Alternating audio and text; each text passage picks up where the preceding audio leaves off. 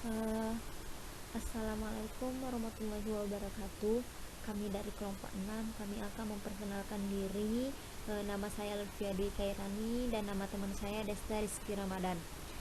Dan pentingnya mengangkut judul makalah kami ini yang berjudul peserta didik dalam dimensi hadis. Baiklah, kami akan membahas makalah kami ini.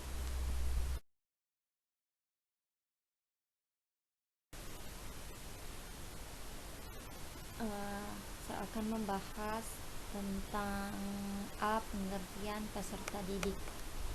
Secara etimologi, peserta didik adalah anak didik yang mendapatkan pengajaran ilmu. Secara terminologi, peserta didik adalah anak didik atau individu yang mengalami perubahan, perkembangan, sehingga masih memerlukan bimbingan dan arahan dalam membentuk kepribadian serta sebagai bagian dari struktural proses pendidikan. Dengan kata lain, peserta didik adalah seorang individu yang tengah mengalami fase perkembangan atau pertumbuhan baik dari segi fisik dan mental maupun pikiran. Selanjutnya, definisi peserta didik dalam pendidikan Islam. Peserta didik dalam pendidikan Islam adalah individu sedang tumbuh dan berkembang baik secara fisik, fisiologis, sosial, dan religius dalam mengurangi kehidupan di dunia dan di akhirat kelak. Definisi tersebut memberi arti bahwa peserta didik merupakan individu yang belum dewasa, yang karenanya memerlukan orang lain untuk menjadikan dirinya dewasa. Dirinya dewasa. Anak kandung adalah peserta didik dalam keluarga, murid adalah peserta didik di sekolah, dan umat beragama menjadi peserta didik masyarakat sekitarnya, dan umat beragam menjadi peserta didik rohaniawan dalam suatu agama. Ada pula penyebutan peserta didik dengan sebutan anak didik. Dalam perspektif filsafat pendidikan Islam, hakikat anak didik terdiri dari 3 macam. Yang pertama, anak didik adalah darah daging sendiri. Orang tua adalah pendidik bagi anak-anaknya, maka semua keturunannya menjadi anak didik di dalam keluarga. Yang ketiga, anak didik adalah semua anak yang berada di bawah bimbingan pendidik di lembaga informal maupun non formal. Dan selanjutnya yang ketiga, anak didik secara khusus adalah orang-orang yang belajar di lembaga pendidikan tertentu yang menerima bimbingan, pengarahan, nasihat, pembelajaran dan berbagai hal yang berkaitan dengan proses pendidikan. Selanjutnya B. Potensi peserta didik. 1. Hakikat, yakni suatu kemampuan pembawaan yang potensial dan mengacu pada kemampuan akademis, profesional dalam berbagai bidang kehidupan. Yang kedua, insting atau gariza, suatu kemampuan perbuatan atau beraktivitas tanpa melalui proses belajar. Yang ketiga, driver atau dorongan nafsu. Dalam tasawuf dikenal adanya jenis nafsu seperti lawamah, mutmainnah. Yang keempat, karakter atau watak. Karakter ini berkaitan dengan tingkah laku, moral dan sosial serta etis seseorang. Dan yang kelima, intuisi merupakan kemampuan psikologis manusia untuk menerima ilham Tuhan. Dan yang selanjutnya, C. Etika peserta didik.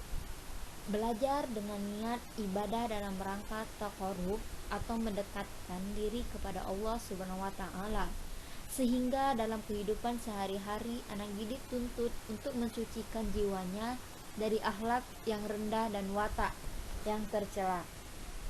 Lihat surat Az-Zariyat ayat 56 ya. Dan selanjutnya, mengurangi kecenderungan pada duniawi.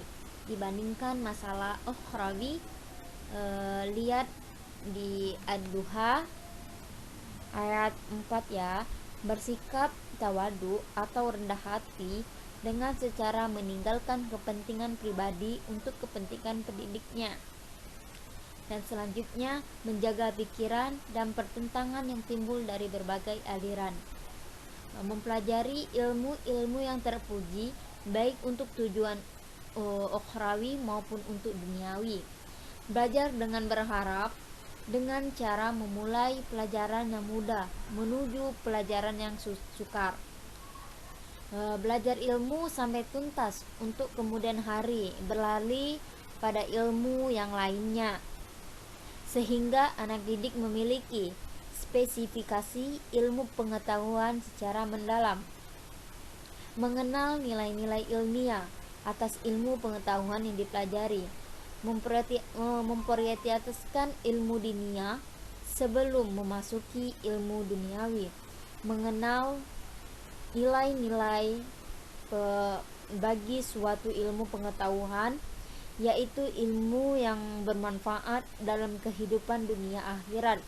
Anak didik harus tunduk pada nasihat pendidik. Dan selanjutnya saya akan membahas agar peserta didik mendapatkan keridhaan dari Allah Subhanahu wa taala dalam menuntut ilmu, maka peserta didik harus mampu memahami etika yang harus dimilikinya, yaitu peserta didik hendaknya senantiasa membersihkan hatinya sebelum menuntut ilmu. Dan selanjutnya, tujuan belajar hendaknya ditujukan untuk menghiasi roh dengan berbagai sifat keutamaan. Dan selanjutnya, memiliki kemampuan yang kuat untuk mencari dan menuntut ilmu di berbagai tempat. Dan selanjutnya, setiap peserta didik wajib menghormati pendidiknya. Dan selanjutnya, peserta didik hendaknya belajar secara sungguh-sungguh dan tabah. Etika peserta didik tersebut perlu disempurnakan dengan 4 akhlak peserta didik dalam menuntut ilmu, yaitu yang pertama, peserta didik harus membersihkan hatinya dari kotoran dan penyakit jiwa sebelum ia menuntut ilmu, sebab belajar merupakan ibadah yang harus dikerjakan dengan hati yang bersih. Dan yang ketiga, dan yang kedua, peserta didik harus mempunyai tujuan menuntut ilmu dalam rangka menghiasi jiwa dengan sifat keimanan, mendekatkan diri kepada Allah. Dan yang ketiga, seorang peserta didik harus tabah dalam memperoleh ilmu pengetahuan dan sabar dalam menghadapi tantangan dan cobaan yang datang. Dan yang keempat, seseorang harus ikhlas dalam menuntut ilmu dengan menghormati guru atau pendidik, berusaha memperoleh kerelaan dari guru-guru dengan mempergunakan beberapa cara yang baik. Nih, yang terakhir, kesimpulan. Secara etimologi, peserta didik adalah anak didik yang mendapat pengajaran ilmu.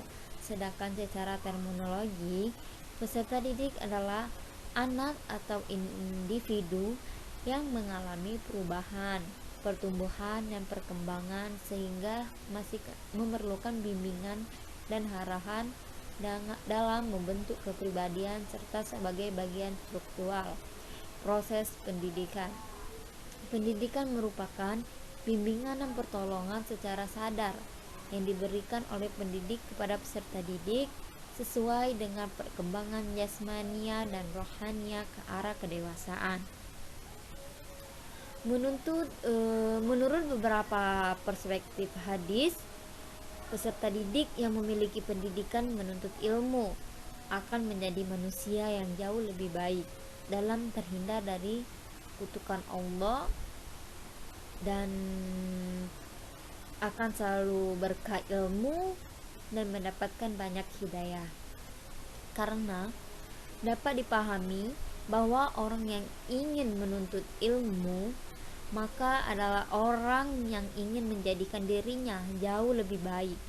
Oleh karena itu, Allah akan selalu meridhoi seorang peserta didik yang sungguh-sungguh dalam menuntut ilmu, apalagi ilmu yang utama yaitu Al-Quran. Baiklah, terima kasih atas perhatiannya, kurang lebihnya mohon maaf. Demikianlah akhir presentasi dari kelompok 6. Semoga bermanfaat untuk kita semua. Semoga apa yang disampaikan barusan adalah awal untuk kita menerjang badai kehidupan. Wallahumma afiq illa aqwamit thoriq. Wassalamualaikum warahmatullahi wabarakatuh.